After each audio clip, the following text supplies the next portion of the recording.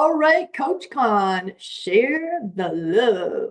What comes up for you when you think about share the love? I love the way you said that. Share the love. That's good. Like a commercial. Valentine's Day is come and gone, but yes, we can still keep the jingles going. I love it. Right? Very good. So sharing the love to me means really being able to allow that energy to flow between us. Right? There's not much point in allowing and keeping that bottled up. When No. you are able to express your love, your caring for another person, for something that impassions you, those things really come through. That's energy that's released only to come back to you much more. And when you're able to kind of get the message out there, to show people how much you care, to show them how much you really love them and how much they mean to you, that's an important part of connecting with others. We all have that need to connect. We are tribal creatures. We want to belong. And it's Super important Dan. to be able to share that love. Yeah. Yeah, To be able to share that. yeah, it reminds me of Heartland where the gal who's the star, she's just so good with the horses and she takes them back to base one though. And it's like the owners like don't want to go back to base one and it's like okay, so she'll have people quit on her just because she's right. They're Right. wrong. Anyways, the number one thing she'll do with any horse, even in these fabulous champions, is she'll ignore them. She'll, Mm. do the whip in the air and, walk them around, walk them around, walk them around, walk them around, kind of make them do what she wants them to do. And then she stops and she turns away from them and doesn't do anything. And Mm. eventually they kind of walk up to her and nudge her or something Mm. and click. Like sometimes that's all it took to turn a horse around. And then she'll like bring the owners in and maybe do the same. But yeah, a lot of times the horses and the owners had lost connection. And that was the bottom Mm. line of what was really going on. Yeah. You I know? mean, when you've experienced the love and then it's no longer there, that void really resonates. You really feel it and you try to fill that void. Try to fill it with a lot of things and hopefully you can fill it with the right things and not the wrong things Yeah. that we're trying to get to. Well, even like loving yourself, like I was like 56 years old. We were in high theory and I were in high end coaching and um we did an exercise where I flunked the whole exercise. He only flunked half of it, but still, like both of us realized that about like we didn't like I didn't love myself, and he kind of halfway did. So basically, the bottom line is we weren't putting ourselves first, and the love for ourselves needed to be the most important, so we could really love others. And so I guess Mhm. that's no surprise when we both had come out of 33 or starter marriage. It's important to be able to love yourself. So You cool. know, and it's interesting because you guys are both givers, so you probably were trying to fill each other's cup of love up that way, and in many ways, it probably masked a lot of that gap beforehand. If you were in a different situation and you were with somebody who was a taker, that cup would have emptied out pretty quickly Yeah. without you being able to fill it in.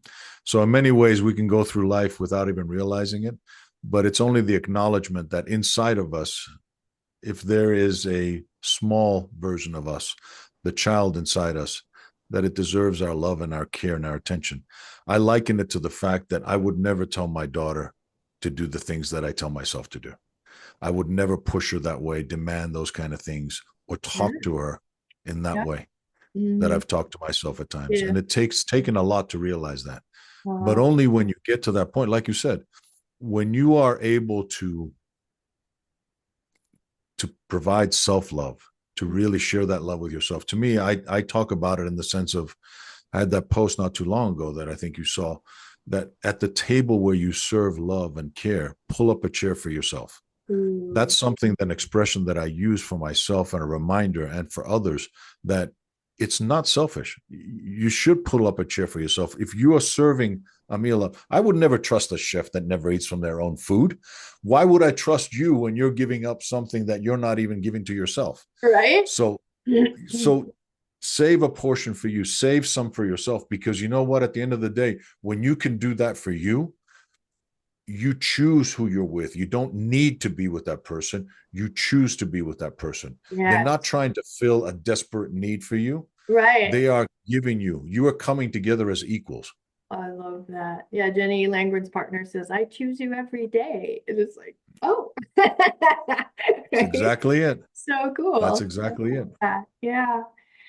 Okay, so share the love. We can't do it alone. We are herd animals. We are tribal, and it's so beautiful when we're feeling that we're seen, we're feeling that we're supported, and that the concept then of we're never alone is because if we have that self-love, we don't Mhm. need anybody else in a way, and yet we do because we're tribal and herd animals and everything. So if you at least have yourself, so to speak, you have a Yeah. lot.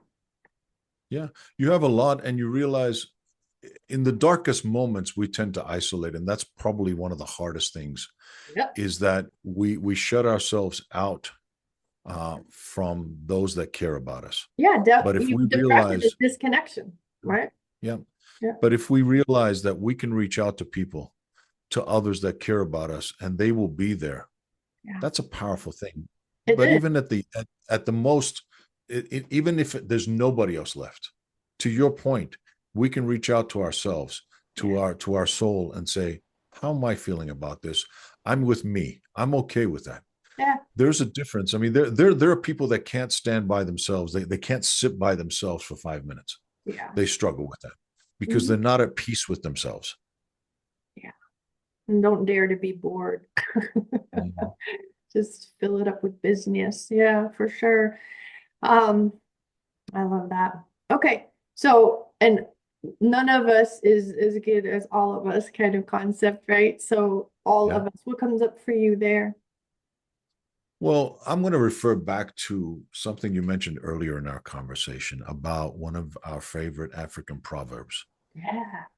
The one about if you want to go fast, go alone. If you want to go far, go together. Yeah. And that is talks about the diversity, the collective power that we have, the need for all of us to be able to come together to make something sustainable long term, to make that bigger compounded difference. Mhm. Because none of us, as gifted as we might be, will have all of the answers. None of us is as smart as all of us. Right. And from that perspective, we can benefit even from, or especially from, diverse perspectives and opinions. Yeah. When we talk about a lot of those things, what we have that is similar in my mind, Linda, brings us closer, right? But what makes us different is part of what makes us special and unique. And we need both of those dynamics in our teams, in our families, in our environments, in our cultures, Yeah. in our organizations to be able to be successful. Yeah. None Well, of us go is ahead. going to be as successful as all of us. Right. And the puzzle isn't complete without us. There is a Mhm. special place in the puzzle no one else can fill except. Correct. And yeah, I love that. Very cool. Thank you, Coach Con. Thank you.